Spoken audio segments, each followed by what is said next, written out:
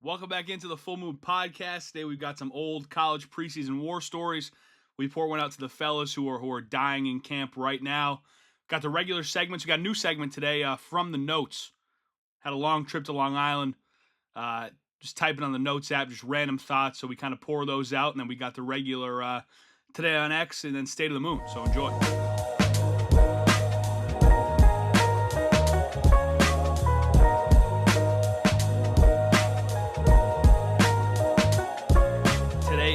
Friday, August 8th.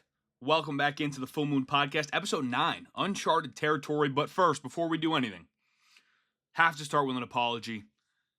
I haven't got an episode out in 2 weeks, and I have not many listeners, but I have a very solid foundation and core of loved ones that support me endlessly and listen to every episode, even give me feedback. And I've let them down in a big way. They've been asking, when's the episode coming out? And I've had no answer for them because I'm just pathetic. 2 weekends ago, full accountability, hand up accountability. That's what we do here on the Full Moon Podcast. 2 weekends ago, went on a bender. Got extremely sick from that bender, like a full-on extreme head cold in the middle of the summer. I was in a bad way. Was just going to work, coming home, sleeping, waking up, going to work. So didn't get one out last week. And then I recovered. Did everything I could to recover. Sauna, walk, meds, hydration, the whole nine. And then I felt good enough to go on another bender. Felt good enough to go on another bender. And that leaves us here. But we're in front of the mic. We hit the record button and we're rolling, so I'm sorry to the beloved listeners of the Full Moon Podcast. I'm sorry I let you down, but it's football season. We are right around the corner. Camps are in full swing, both college and NFL. NFL obviously been going on for a little while longer, but we have to officially start this pod with a moment of silence for our brothers who are in the middle of fall camp right now. The kind of, how do you want to call it? The aura, maybe not the aura, the joy and the glow of those first couple days of fall camp where you're first getting back out there with the fellas. It's your first time hitting since spring ball. You're finally preparing for something. There's going to be light at the end of the tunnel. There's no light yet, and we're going to get to that. There's no light yet. But there's going to be light at the end of the tunnel. You're going to be rewarded with games at the end of this month, at the end of this long, difficult month. But the first couple, the arrival glow has worn off now. We're in August 8th. A lot of guys reported over a week ago. We're on week one of practice here, week one done of practice, and you're in the dog days. You've entered the dog days because now you look in the rearview mirror and what's felt like 3 weeks has only been 1 week, but then you look forward and you realize that you don't even get into game prep for 2 more weeks. So you got 2 more weeks of what you just did, which is hard as hell. It's difficult. You're starting to maybe get sick of the guy you've been going against every single day that's trying to give you hell, talking shit. You're in the dog days now, man. So we got to just, for 2 seconds, let's just think about them and make sure that they are felt and they're seen because they're going through it right now. So join me, please.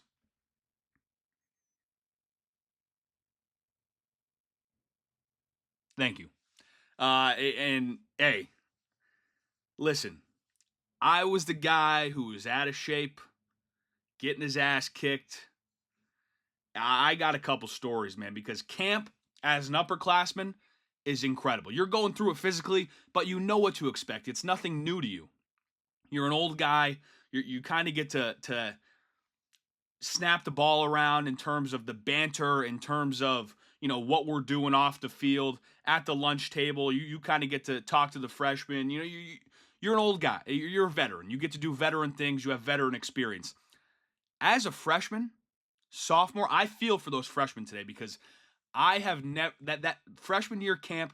We got to add on the screen. So if you're watching on YouTube, I'm sorry, we got to add on my white light. That's why I should probably just invest in a white light. But anyway, As a freshman, fall camp was the hardest thing I've ever had to do in my life. It was the hardest thing.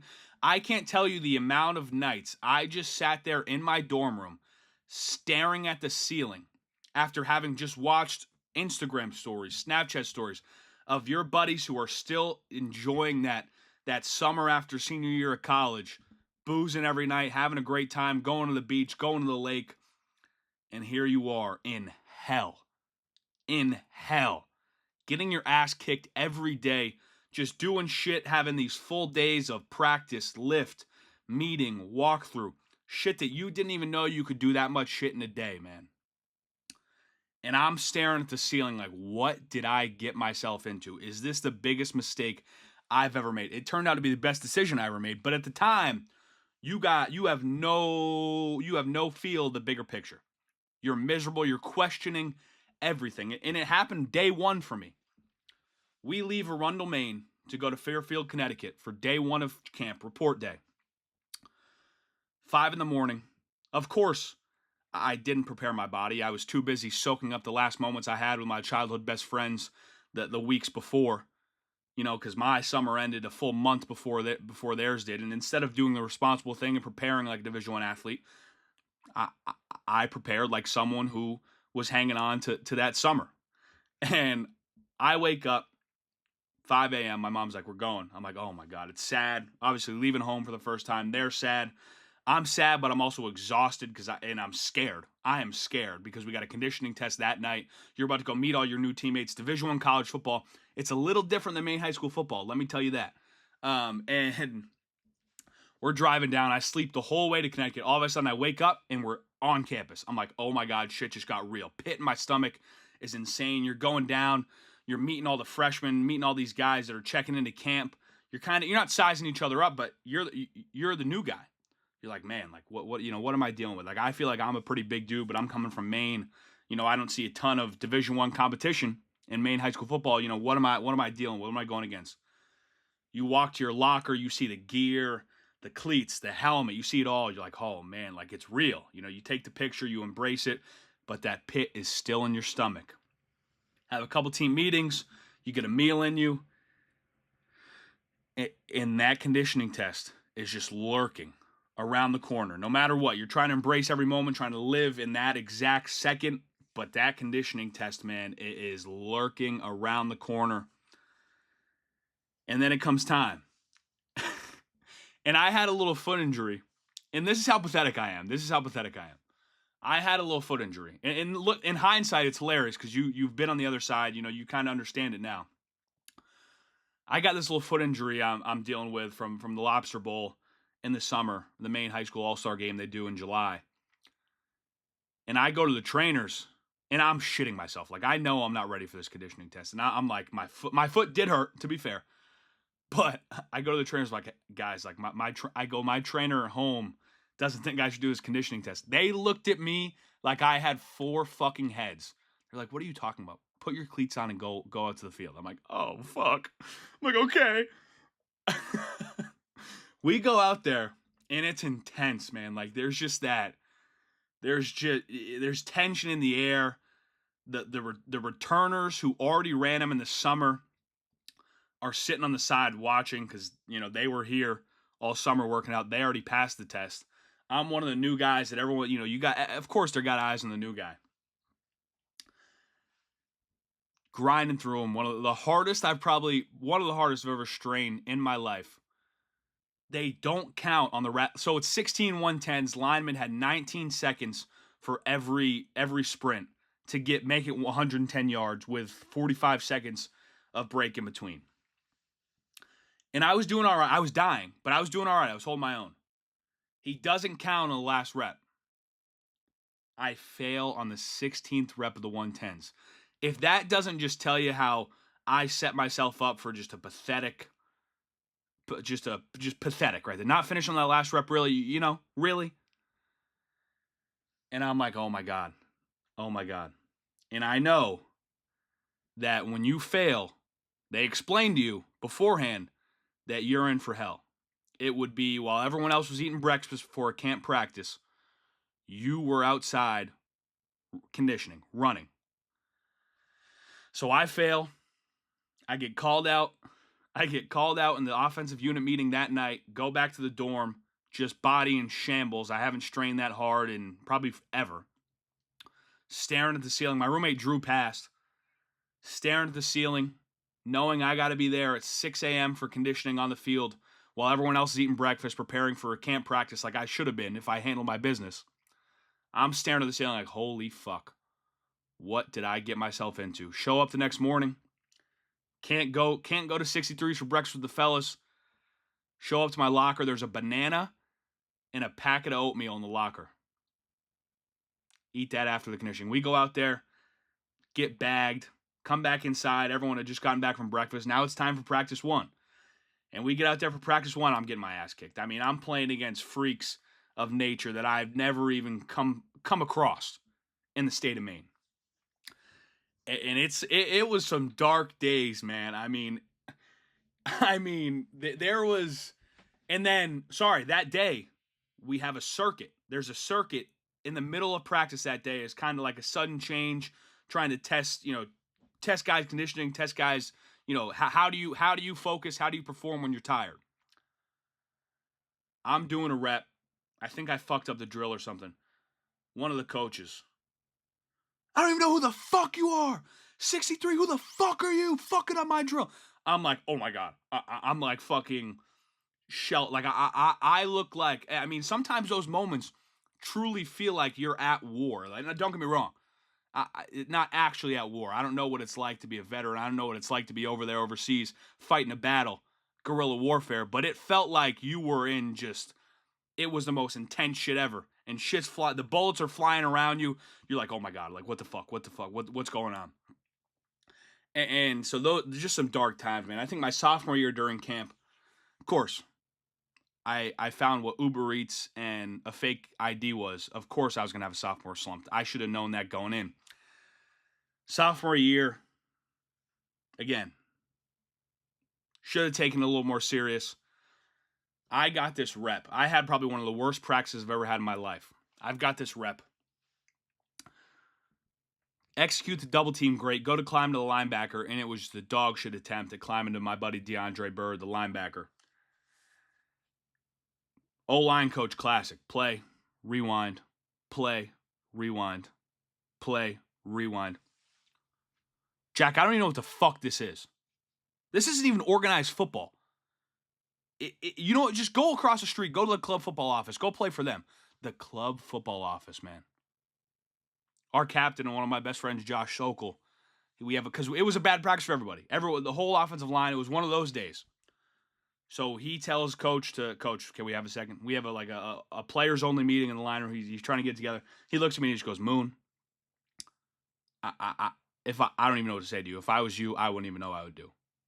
Like, it was that bad. It was that bad. And I was just another one of those, you're staring at the ceiling. What have I gotten myself into? So it's some dark times.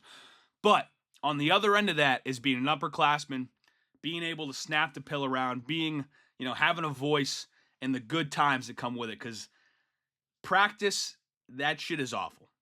Those camp days, they are brutal after that first, 3 practice stretch. But that moment, you walk off the field and you know that you don't have to practice for another 22 hours, and you get to go to lunch, the all-you-can-eat cafe with the boys on campus that, as an upperclassman, you haven't been to since your freshman year. Oh, there's no better feeling. And you can eat whatever, I had to always lose weight, so they would, I couldn't necessarily eat whatever I want, but, but you could eat whatever you want because you just burned, 2,000 calories out of practice. So it was a field day. It was whatever you want, you got it. Cracking jokes. My buddy Derek Robertson, quarterback from Monmouth, probably going to win the FCS Player of the Year this year. Not a big deal. Sent me a video 2 years ago, memory of me. Our buddy Cooper Heisey was very serious about his schedule. He was an actual Division I football player. He was a grown man that handled his business. I was a child. So every day, of course, I'd be one of the last people to leave Hilltop. because if you know me, I'm eating the most and I'm yapping the most. That's one thing you're going to get with Jack Webb. And he would be going to take his, he'd be going to get his sleep in. He'd go to get his recovery nap, quick nap in his dorm room. And every day, I'd find the biggest rock I could find and just huck it at his window. It would not break the glass, but I would make it loud, and I would play games. I was playing games with Coop because Coop liked to play games. Coop was a grown man who handled his business, but also liked to play games. That's what you got to understand about Coop. And Derek sent me 2 years ago memory where he caught me in the act. And it was just like that. That's the shit during camp. Like, there was one time Coach asked me on a camp night, and I knew the bell. It was the middle of camp. The fellas were banged up. He's like, yeah, can we do some media training? And wanted me to just practice interviewing some of the guys. And I loved Coach, and I love Coach to death. Love Coach Stevens to death. He gave me the opportunity to have a microphone in my hand and interview some of the fellas. I turned it into a stand-up comedy show. Because you knew that's what the fellas needed. They needed a laugh. Those are the moments that make camp worth it. Those are the moments that keep you going. And I mean, hey, not to toot my own horn, but I killed. I went like 15 minutes and just killed. I'm not sure Coach was happy that I turned a serious media training session into a stand-up comedy show, but the fellas appreciated it. We had them rolling, so it was great. I mean, those are the moments, man. Just the small ones, walking to and from meetings. Don't get me started on the night after a hard practice with an off day the next day. Oh my! Just going door to door in the dorms, just fucking around. It was there's nothing better than that. The pain and suffering is worth the moments that you'll remember for your lifetime. Wouldn't trade them for anything. But yeah, so shout out to fellas in camp right now. We're gonna take some probably more walks down memory lane later on this month here on the Full Moon Pod. But NFL training camp's going. I got to get a takeoff on Shedeur Sanders. Stephen A. Smith says he thinks Shedeur Sanders is being set up to fail by starting tonight's preseason game for the Cleveland Browns. Now, this is a situation where you've got a 45-year NFL vet, maybe even 50-year NFL vet, and goddamn Joe Flacco. That guy's not going to start a preseason game. I feel like anyone can understand that. And then Kenny Pickett and Dylan Gabriel are nursing hamstring injuries. And Stephen A. Smith believes that because Shedeur hasn't been repping with the ones, and keep in mind, a lot of the ones probably aren't even playing that first preseason game. So Stephen, I don't know if he's repping with the ones. But anyway, he says because he doesn't have time practicing with the unit that he's going to be out there with on the field, he's being set up to fail. Stephen A., if you told a 5th-round draft pick that he was going to get the chance to start their first preseason game of the year, he's taking that 10 times out of 10. He's ecstatic. That's an opportunity to prove yourself. If this is anyone but Shedeur Sanders, you're saying, what an opportunity for this kid. Starting the first preseason game as a 5th-round pick. He had a quarterback drafted in front of him. He's starting the game, not that guy. What an opportunity. That's what you'd be saying. That's what I'm still saying about Shedeur Sanders. What an opportunity he has in front of him. But of course, we're already making the excuses. Shedeur Sanders, I mean, it's just, listen, Stephen A., man, you can tell. You can tell in his takes nowadays, he's being influenced behind the scenes. That's all I'm going to say. So, Drake May, the Patriots go tonight. We were supposed to have Mike Reese on today. I think he's going to join us next week of ESPN. He's got boots on the ground, one of the nicest humans alive. He was kind enough to say he's willing to join the Full Moon Pod, so I think we're going to get him next week on just an update on what's going on in Patriots camp. But the vibes are high, man. It's back. Everyone's talking about this is the most exciting it's been since the Tom Brady era at Pat's camp. Celebrities are showing up. They're holding their own, if not winning the day against the Washington Commanders, who just went to the NFC title game a year ago. So I'm fired up. Mike Vrabel, and this is when you see what Mike Vrabel is doing, how he's conducting himself, how he's leading this team, jumping in scraps with fully grown men with gear, helmets, pads on, and he's jumping in there with nothing on him. to break up a fight, coming out bloody. When you see that, it makes you wonder how Gerard Mayo was ever even on the table when Mike Vrabel's available. Like, it's asinine. And listen, I don't want to dwell on the past anymore, but it just makes you scratch your head. Like, how did we ever just not go with this guy? But we got him. And the Patriots, the buzz is real. The buzz is rolling. They're going to be a playoff team this year. I'm calling my shot right now. They're going to be a playoff team. The defense is legit. Drake May is legit. Will Campbell's a dog. I think he's going to surprise people. A lot of haters, a lot of doubters. Wide receiver core is looking the best it has in a long, long time. Travion Henderson, Ramondre Stevenson, Hunter Henry, slept on. I'm still on the Hunter Henry train, but we'll get into this with Mike Reese at another time. But I'm fired up for the Patriots preseason game tonight against those Washington Commanders. Now, I had the chance on my long ride to and from Long Island to just write some shit down in the notes. We're talking to Siri. We're not texting and driving. We're voice to text. But this is what went through my head on a long drive. And we might make this a segment. We might make this a segment just called From the Notes. And this is what I've got from my drive to and from Long Island. First one.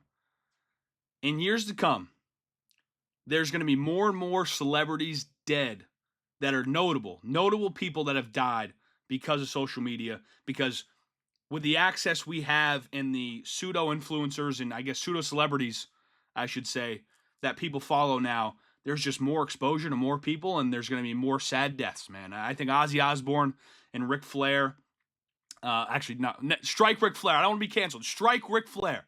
Strike that. I did not say that. But just like there's gonna be more people that you're like, holy shit, they died, man. Like, and so that's a random thought. Here's another one we got. Playing the Giants is gonna be so ass for offensive linemen. You're gonna win the game, probably cover the spread against the Giants, but the O-line, while everyone else is having fun, the fans are having fun. You know, the skill players are having fun. The defense is having a ball. Offensive linemen have to deal with Dexter Lawrence, Abdul Carter, Kayvon Thibodeau, and Brian Burns. That is a day from hell. That's a day from hell. And while you're covering the spread and everyone's having a jolly good time, you're going to be, as an offensive lineman, at war with the New York Giants, having a miserable time. Every snap is going to be war. Now, you might put up 40 on that back end, but man, you're going to have a long day. There's a guy, one of my old coaches, he played at Michigan, and he was talking about how I think they played, I forgot who it was. It was a middle of the pack Big Ten team, and they kicked the snot out of him, but he had a tilt shade whose job, he was center. He had a tilt shade whose job all day was to key the center. And any centers out there know that when you have a D tackle who's just keying you, his job is to legit just beat the shit out of you. And you're in for a miserable day. And he's like, we're covering the spread. He goes, we're scoring touchdowns left and right, but I'm having the worst day of my life. And that is going to be what it's like to be an offensive line playing the New York Giants. Here's another one. I hate preseason stats. Preseason stats are the dumbest thing of all time. At practice, you're trying to go get better at 1, 2, maybe 3 things. You're focusing on those things. That's the focus of the day, whether it's a situation, technique, this or that. Preseason stats mean nothing. I think the vibe of a practice, did someone get better today? That means something. But actually keeping stats, that's the most ridiculous shit I've ever heard in my life. Here's another one. Fuck New Hampshire. I was driving through the state of New Hampshire. Fuck New Hampshire. That's all I need to say. State, school, Portsmouth, whatever. Fuck New Hampshire. Got to get that out of the way. Micah Parsons, paragraph, he gave as his trade request, gave a lot of fellas out there. It's like I was being gaslit in a relationship. I feel like we've all seen that text before.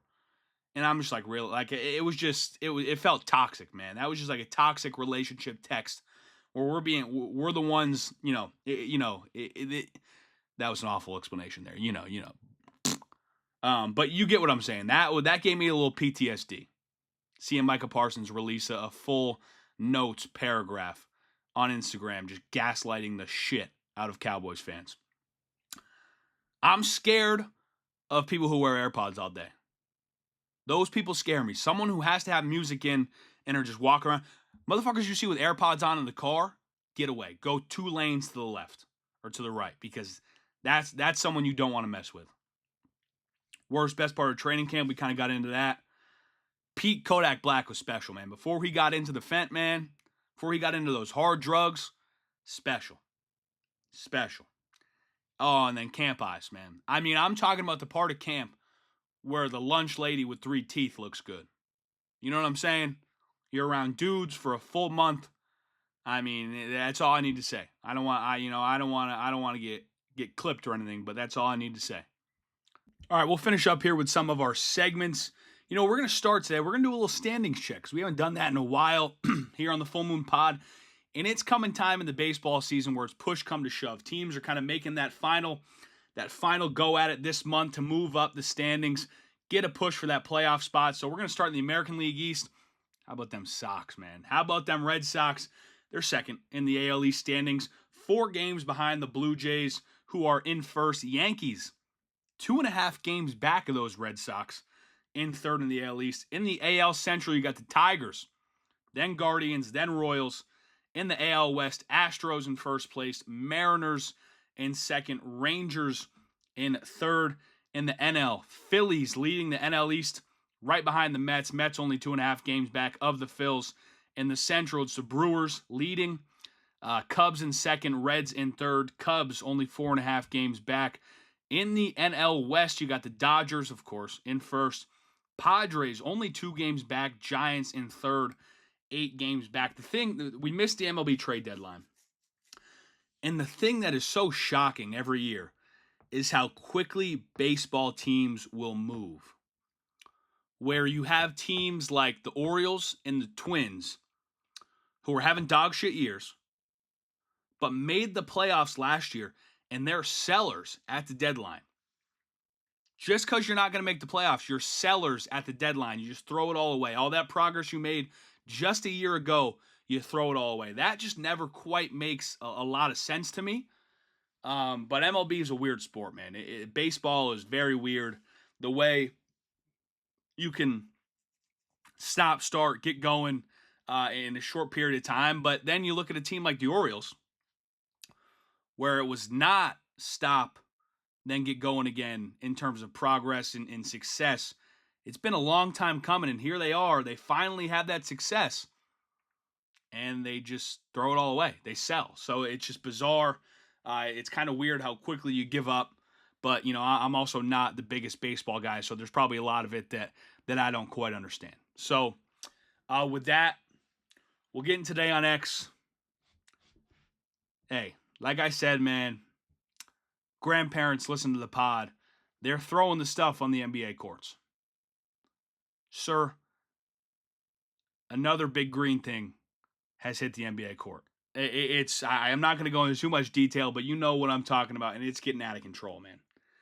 It's getting out of hand. I mean, they're going to start strip searching everybody before you go into the arena, because it's starting to get crazy. You can bet on it. You can bet on the color of the next one that's going to hit the court. So that's out of control. State of the Moon, we kind of started with it. But we will, I just accountability. I got to be better. We're going to have some guests next week, so we get this thing back into an actual podcast. Football season's around the corner.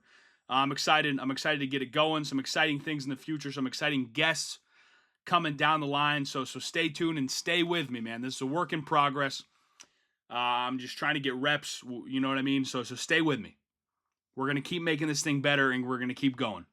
So again, I appreciate you listening. Hopefully Mike Reese will be on next week, and we'll see you later. Thank you again.